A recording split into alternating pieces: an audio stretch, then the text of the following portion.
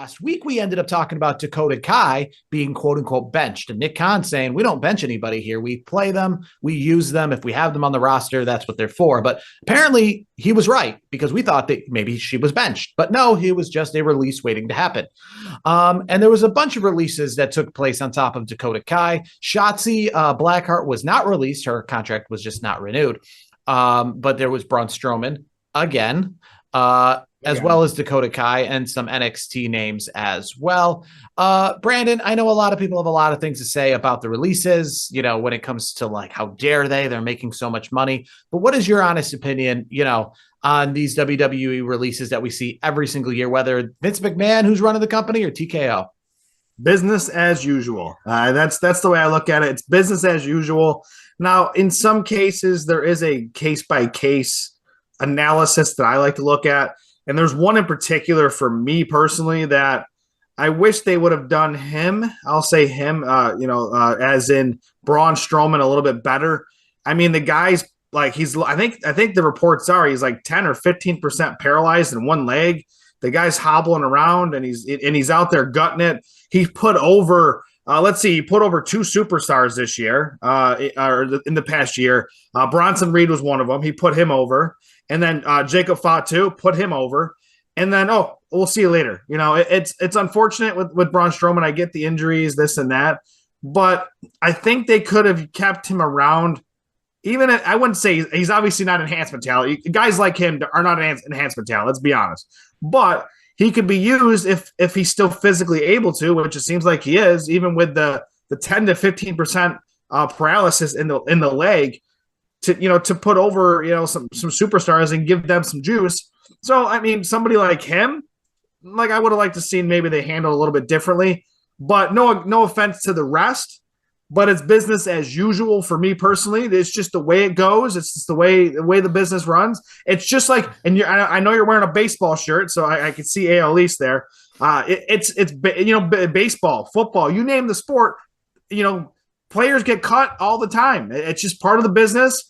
And you know what? It's just business as usual. And I did see some different reports out there with obviously AAA, not baseball, but AAA, the great Lucha Libre wrestling organization, federation, however you want to word it, down in Mexico. We might see some Alberto Del Rio, for example. So we'll see. I mean, we'll see what happens there. But yeah, it's just business as usual. I don't get caught up in it, because there's a reason why I would say 99% of them are released. It's because they're not a hot property right now. And you know what? You know what you do? You do the Cody Rhodes, you do the Drew McIntyres of the world, and you go elsewhere. You kick ass, you make a bigger name for yourself, and then they write you a bigger check a couple years down the line. So I always say this, I'll say this, with the Cody Rhodes example and the Drew McIntyre example, go bet on yourself anyways. Go do things you haven't done before. You have the opportunity now. You're not in WWE. You're not under the umbrella. Go make a name for yourself. And then guess what? If you do a great enough job, you're gonna get a knock on that door from WWE where they might write you a pretty nice check like they did for a Cody Rhodes and a Drew McIntyre. I'll start my side of saying that, the Braun Strowman situation is unique because, one, he's been released many times and he comes back many times. And the idea that, they just like, I wonder if he gets hired again, or when he got hired last time, like what was said in that meeting in which they said, this is going to be different. Or is it just, hey, we've got one idea for you to do right now, come back to the company and do this. And then who knows? Because again, he's been released so many times. So if they're to call him up in 6 months or a year from now and hire him back, like, well, what exactly is it? Just what it is, storyline by storyline basis they want him? Well, we probably won't get the behind the scenes approach, even though Netflix has the behind the scenes stuff going on, in the near future. But I would say if I had to guess, and again, I'm speculating here, I think it could be a fact where they just, maybe Braun, maybe they have some sort of deal where it's like, okay, if you don't have anything else for me for now, cut me, let me go do some things. And then when you need me again, write me a fat check and I'll come do some business again. Yeah, and the idea is for the most part, a lot of these guys are still getting paid, right? While they got Oh some yeah, contracts that are coming out. So it's not like they're immediately getting cut off for money. But it's so weird because again, like he's a world heavyweight champion contender.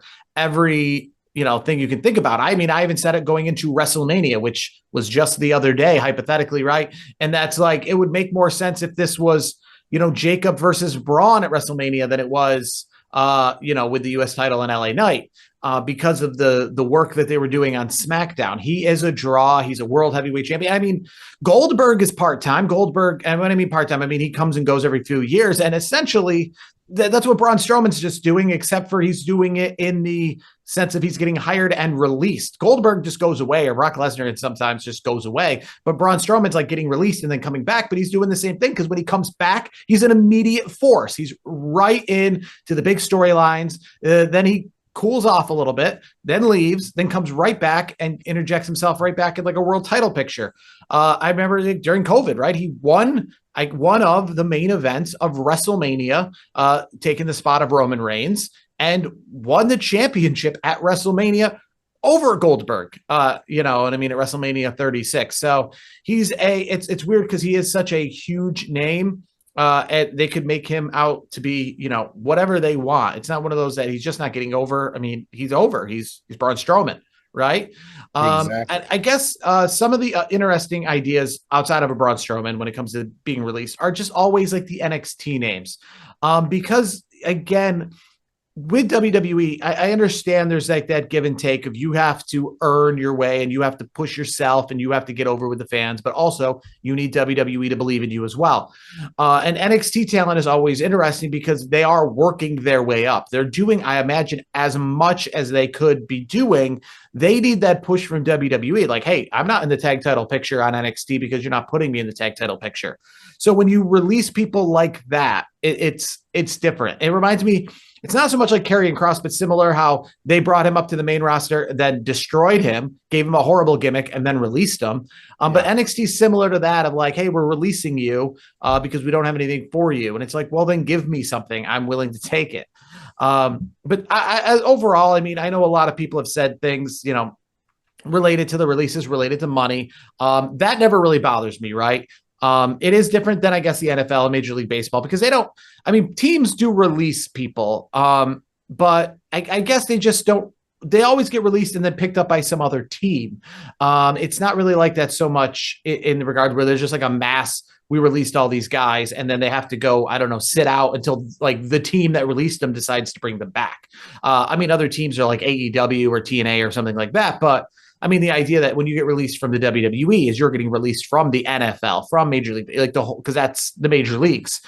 And, it's just like I agree with what you say about Drew McIntyre and all these guys. They have a chance to, in some cases, Mandy Rose, for example, make more money, especially like some of these talent. The NXT low-level talent is going to struggle a little bit, though, because they do really got to make a name for themselves because they never got a chance to make a name. Braun Strowman can walk into an indie tomorrow and demand $5,000 an appearance. He'll get it. And same with like a Cora Jade. She can walk into whether it's AEW or just on the indies. She can just say, hey, this is my rate. And she's got herself booked solid every single weekend. Dolph Ziggler is a good example of that. Matt Cardona is a good example of that. They're booked solid as much as they want to work. But it is a business. I'm not really offended. And to some of the people out there that I think one of the more ridiculous takes is like the Logan Paul situation where people are saying, well, he's here. Well, you know what I mean? We can't keep Dakota Kai around, but you're keeping Logan Paul around. And listen, if you love Dakota Kai and you'd rather watch her at WrestleMania or in a WWE ring than Logan Paul and AJ Styles, something like that, you're going to get your opportunity. She's coming to a local gym in 90 days near you. She's coming to an independent wrestling company near you. You'll be able to go see her there. And I imagine the crowd that's at that event to go see Dakota Kai and whoever is exactly why she's not in WWE in the sense of Logan Paul, right? People say, well, they should get rid of, like, that doesn't make any sense. If you were running WWE, I mean, you're not getting rid of like Logan Paul is an attraction. And regardless of how you feel about him, there's a lot of different opinions about the guy. But guess what? He brings in a lot of revenue and he brings in a lot of eyeballs. Simple as that. And a good example in the world of pro wrestling that's related to it, right? I'll ask people out there. do you like Logan Paul or do you hate Logan Paul? And you'll get reactions of, I like Logan Paul, but you might get a lot of, I hate Logan Pauls, right? If I ask a question about Dakota Kai or Cora Jade, do you like Cora Jade or do you hate Cora Jade?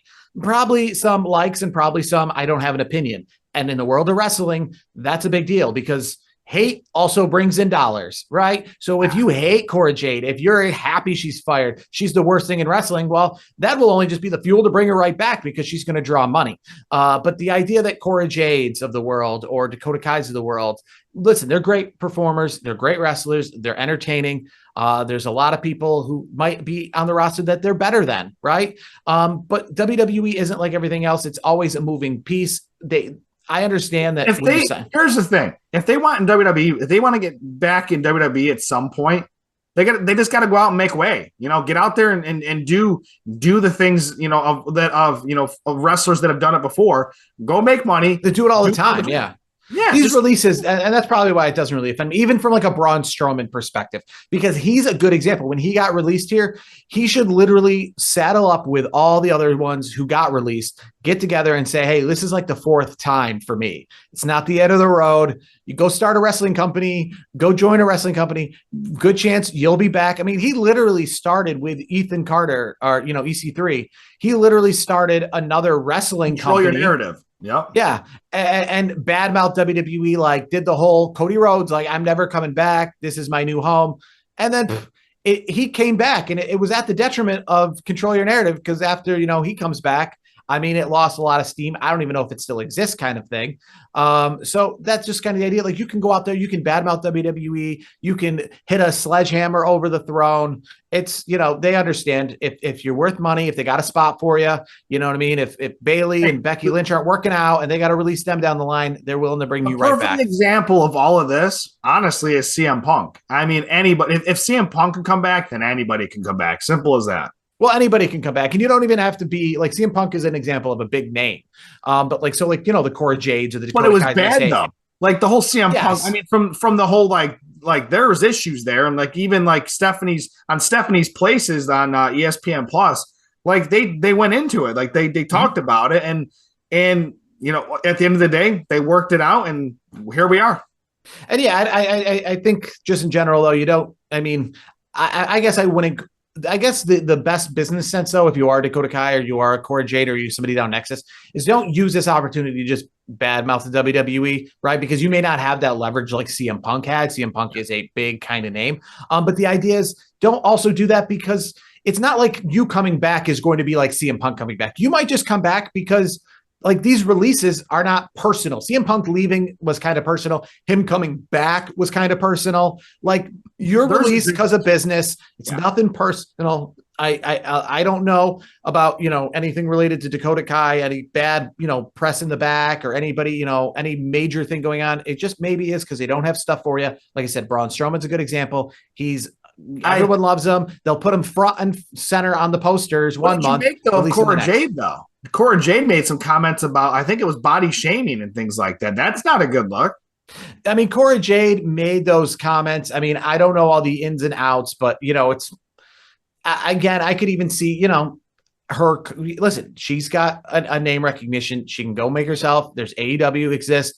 Other companies exist. She can find her way somewhere else. And as long as, I would even say no matter what, again, the door's open for everybody to come back. You're just released. You weren't like fired in mid contract kind of thing. You were one of the annual releases. Don't be surprised if you see her, see not only Cora Jade who we're talking about, but we already mentioned Dakota Kai.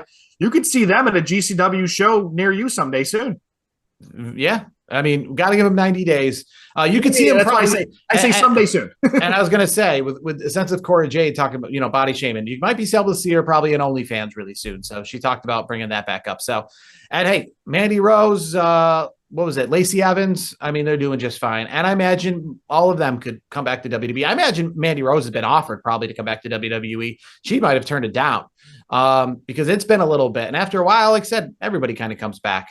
I guess to end on this kind of segment, away a little bit from the releases, what do you make of the idea of seeing now like WWE stars or former WWE stars in a WWE ring, but as a part of TNA? I mean, this is kind of strange. The other night on NXT, we saw formerly known as Elias, currently known as Elijah. What do you think it is like for them? Because they're coming into NXT after they were released from WWE. Elias was released from the WWE. He was hired by TNA, but now they have this partnership. So he's like back in a WWE locker room in the sense of he's on NXT, right? And some of these guys are going to be on NXT Battleground as a part of TNA, but they're in TNA because they were released from WWE. So it's kind of like this weird dichotomy of if Cora Jade signs with TNA tomorrow and then is at the next NXT takeover back in a WWE NXT ring.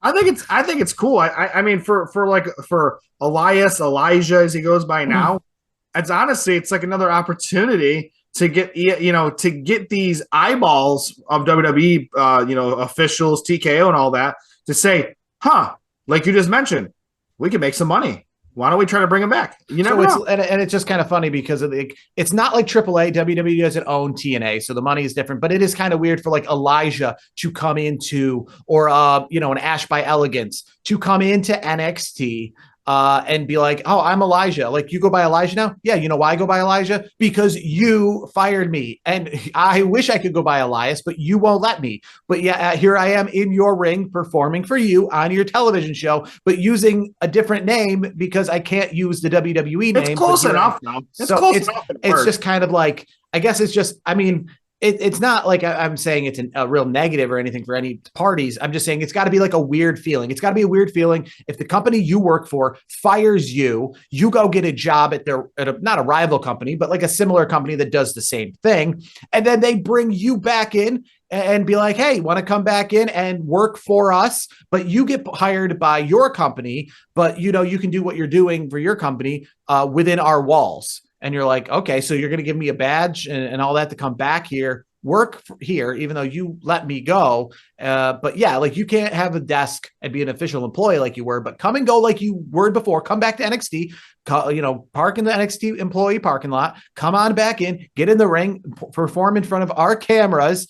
But you're not our employee. And the reason you're not our employee is because we fired you, or you'd be our employee and you'd love to do it. Because believe me, if NXT or WWE hires Elias back, I'm going to guess they're coming right back to that side of things.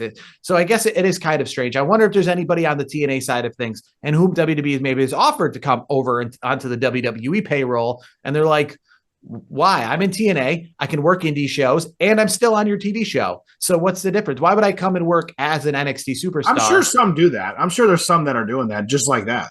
Yeah, I mean, if Matt Cardona was on NXT every single week and they're like, hey, you want to get hired back and be on NXT? He's like, I am on NXT. I'm on NXT, but I'm also getting to still do what I was doing outside. So I'm getting both worlds out of it. I'm getting paid to do all the things that I wanted to do outside of WWE. And I'm on WWE. So it's like win-win for, those people. So I imagine some of them, I wonder if a Matt Cardona will ever be back in the WWE as a WWE official employee, or maybe even I don't think he will. I think he likes what he's doing too much. And that's a good example of the possibilities out there for those like Cora Jade and others who were released in WWE this past week.